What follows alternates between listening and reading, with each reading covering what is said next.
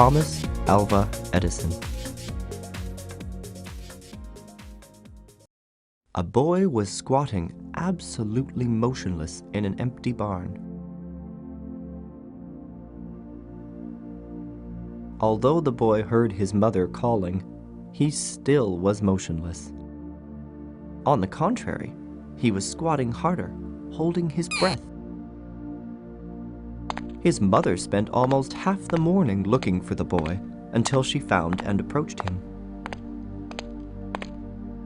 "What are you doing now, Al?" asked his mother. Mom, I'm brooding a goose egg. They say if you brood it warm this way, a goose hatches. The boy's mother was glad about the boy's way of thinking. The boy is the greatest inventor, Thomas Alva Edison. Edison was very weak when he was a child, so the people of his family were much concerned for his health, but they were all surprised at his curiosity and extraordinary acts. One day he set fire to the horse stable in order to see a vigorously burning flame, and it was destroyed by fire. As a result, he was severely beaten by his father.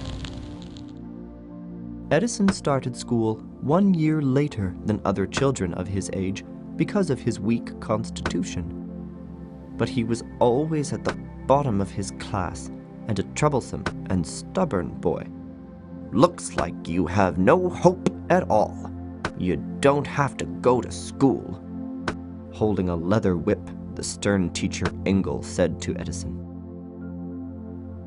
Edison's mother began to teach Edison at home. Instead of school education, she read him literature and many books.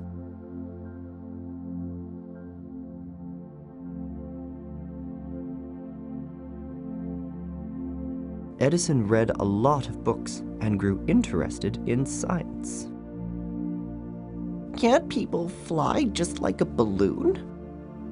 After thinking of this, Edison gave effervescent powder and said to his friend Michael, Michael, if you eat this drug, you can fly like a balloon. Really? Michael believed Edison's remark and ate the powder. But what's wrong? Instead of flying in the sky, Michael writhed in pain in his stomach. At last, Michael was taken to the hospital and Edison was beaten by his parents.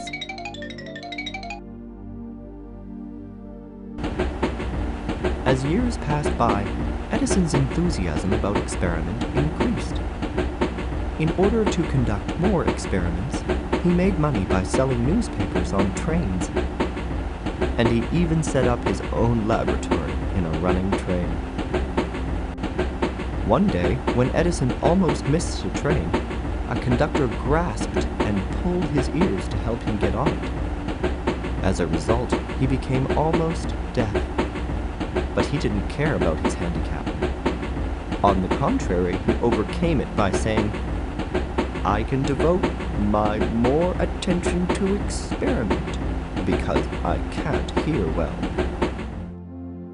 One day, a chemical for experiment dropped, causing a fire when the train shook greatly. "If you do any experiment again, I'll kick you out," a station officer angrily said to Edison after rushing and putting out the fire. "Whoa, what shall I do?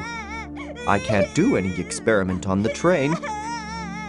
Edison was discouraged, but one day he saved a station master's son from being hit by a train. Afterwards, Edison learned telegraph skills with the help of the station master.